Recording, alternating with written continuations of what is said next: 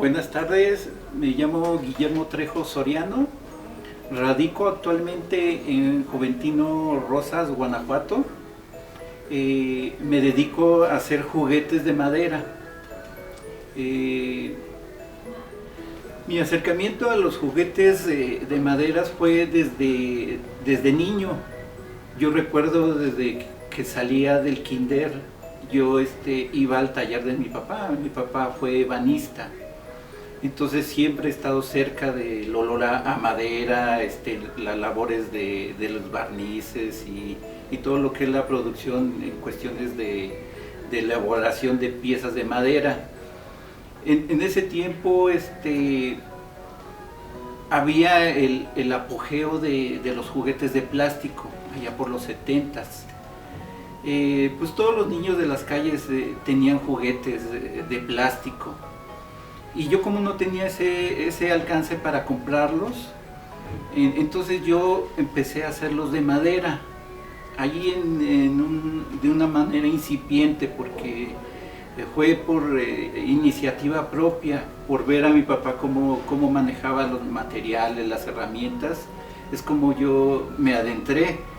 Y yo recuerdo, pues sí, desde niño, 4 o 6 años. Después, posteriormente, bueno, cursé la primaria. Ahí cerca, que regresaba pronto. A mí me gustaban mucho las historias de mitologías, las guerras de la revolución, guerras floridas, o mitológicas como las griegas, de los romanos. Entonces desde allí yo empecé a crear mis juguetes. Hice barcos, catapultas, arietes. De hecho, con mi hermano, que también nos llevamos 2 años, fue mi aliado porque empezamos a crear juguetes, ballestas, espadas, cascos romanos. De hecho, nos vestíamos como romanos. Posteriormente de eso, pues nada más quedó como una intención de hacer mis juguetes. Mi papá jamás quería que yo continuara su oficio, porque decía que era muy duro, ¿sí? Y poco reconocido. Bueno, tuve que ir a la escuela, terminé la preparatoria, la universidad, y ahí terminé la universidad. Posteriormente ahí tuve un encuentro en mi servicio social con los artesanos de palma, de barro, de cuero, y bueno, de infinidad de técnicas donde yo aprendí mucho. Nosotros hicimos un grupo multidisciplinario e interdisciplinario donde nosotros contribuíamos a las comunidades. Principalmente en ese tiempo fue inicialmente en Guerrero, donde ahí estuvimos trabajando con artesanos. Ya terminando mi carrera, ya cumpliendo, digamos,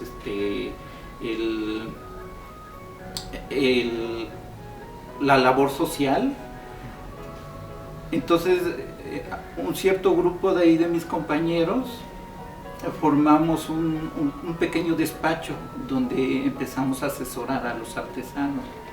Entonces continuamos con con esa labor de adentrarnos de ese mundo mágico de lo que es las artesanías, ¿sí? Estuvimos trabajando en grandes partes de la República, en Tabasco, en Campeche, en Veracruz, en Puebla, en Michoacán, en el Estado de México.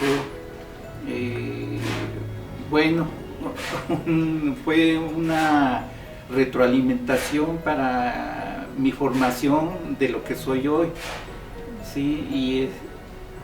Y se los agradezco mucho a esos artesanos, porque yo les fui a dar una parte, digamos, académica.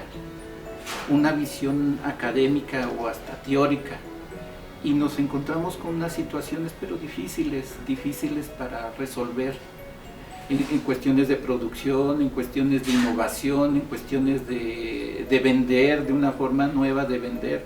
Fue algo extraordinario para mí.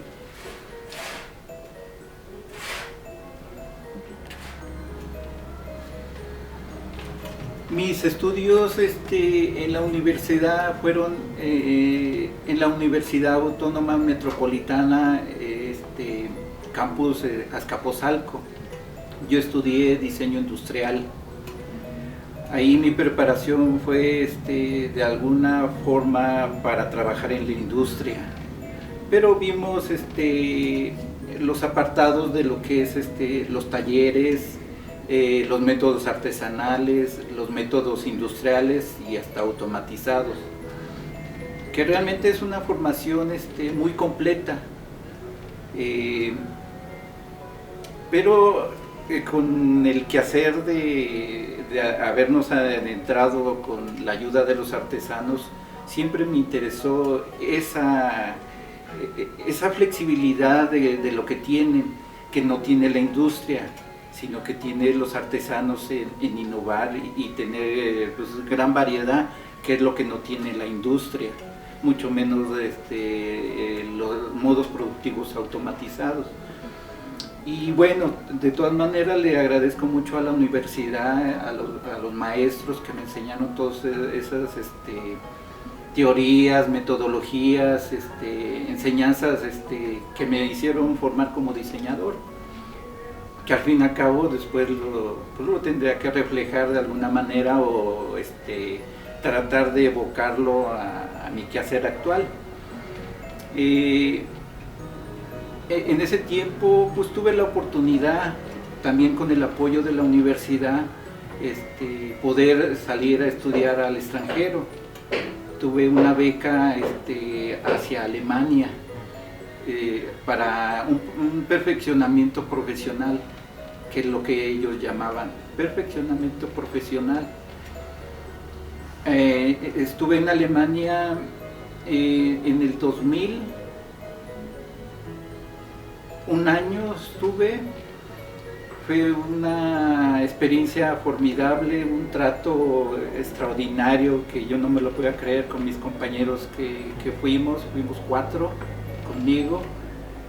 Fue una experiencia extraordinaria, nos quitamos todo eso que tenemos de estigma de los alemanes, no, son unas personas grandiosas. Son unas personas muy dedicadas.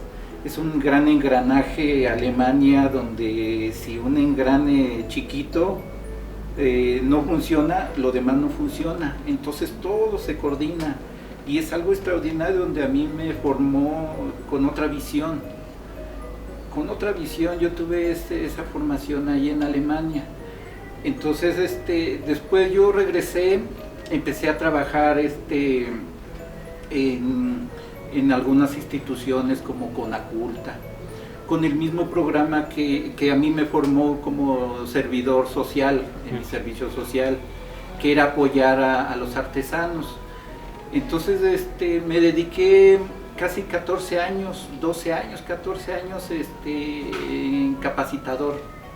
Capacitaba en cuestiones de diseño y creatividad a los artesanos. Principalmente yo me especialicé mucho en las fibras duras, lo que es el otate, el carrizo, allá en Tabasco había un poco más fibras flexibles, donde el tipo mimbre, donde se tejían cosas extraordinarias.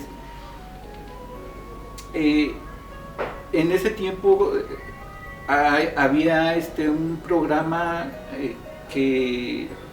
de culturas populares donde yo trabajé, y ahí es donde yo me acerqué al juguete popular. Fui a trabajar a Juventino Rosas, conocí a Don Chinda y toda su familia, Humercindo España, conocí todo su trabajo, fue algo extraordinario,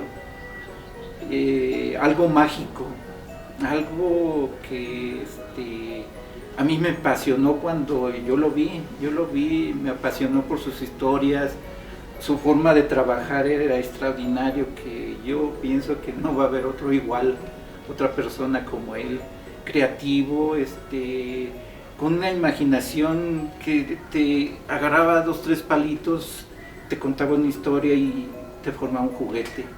Era algo que yo veía, a diferencia de la forma académica que yo tuve, como muy rígida, que paso por paso, una metodología, o la forma tan extraordinaria de los alemanes, todo muy concreto y muy específico, pero los resultados eran igualmente extraordinarios. Entonces toda esa formación pues me llenó en mi cabeza, dice, pues entonces ¿qué es lo que uno puede aportar hacia los demás? Entonces es una tarea pero grandísima, de tanto conocimiento, de tantas experiencias, pues me empecé a tener una formación de una metodología propia, ¿sí? Cuando yo tuve que decidir qué hacer con mi vida y si seguir como instructor, si seguir mi profesión como diseñador industrial, yo desde niño, como les había comentado, a mí me apasionaron siempre los juguetes. A mí me gustan, yo amo los juguetes y por eso tuve que tomar la decisión de volverme artesano. Y es duro porque muchos de mis compañeros ven, son buenos diseñadores, tienen sus empresas, trabajan de eso, viven de eso. Y yo hice ese rompimiento, me dediqué. Entonces, cuando terminé mi labor en Conaculta, entregué mi informe, yo regresé al taller de Don Chinda. Me pagué todos mis viáticos, o sea, yo ya quise vivir allí en Juventino Rosas porque quería aprender más de Don Chinda. El primer juguete, recuerdo, se llamaba el famoso Pancho. Yo empecé a hacer el Pancho, uno que sube, que cuenta una historia de Pancho sube. Él me regaló un Pancho de este tamaño. Entonces me dice, pues háztelo, y empieza a trabajarlo. Sí lo realicé, fue una experiencia así, acercarme en verdad, porque ahí no había maquinaria, había sierras manuales, pinzas, cuchillos, lesnas, una serie de cosas rudimentarias que él había creado. Y eso es lo que a mí me interesó, cómo él crea su propia herramienta, cómo crea sus propios medios para transformar la madera. El segundo juguete que me enseñó fue el payaso equilibrista, que al ver este producto, yo ya empecé a adentrarme un poco a mi metodología, a crear plantillas, ¿sí? Y empecé a crear nuevos personajes, no solamente el payasito, sino un diablito, una calaverita.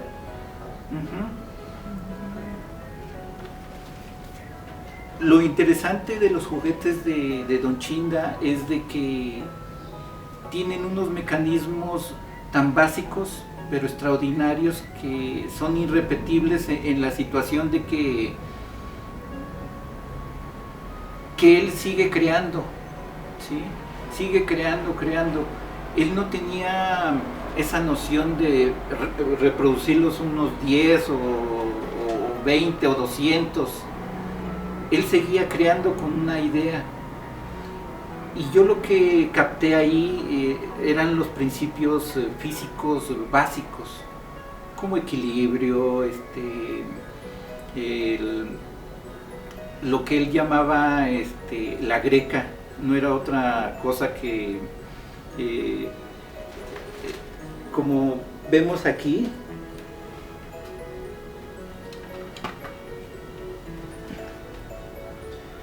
tiene ya mecanismos de madera, ¿sí? Él realmente los hacía de alambre. Por eso siempre los cubría, los tapaba, porque era la magia para él de crear una expectación de asombro y decir, cómo se mueve, es magia lo que está haciendo. Y siempre usó esa palabra, magia. Creó grandes juguetes donde la gente se sorprendía. Pero yo, con mi formación académica, pues yo siempre le buscaba una explicación para, digamos, trascender en el sentido de no la magia, sino de lo científico, de lo matemático, de lo que no los niños pudieran entender y ellos también interesarse. Ese es el mero asunto del apasionamiento de los juguetes, de que los niños sean curiosos y empiecen ellos a investigar, empiecen ellos a adentrarse a las matemáticas, a la física, a la geometría, a todo ese mundo científico, y no tomarlo como magia en el sentido de como misterio, sino algo concreto, algo que se pueda repetir y crear una infinidad de juguetes. Ese fue el asunto donde yo quise adentrarme, no solamente repetir lo que yo había aprendido, sino ir más allá.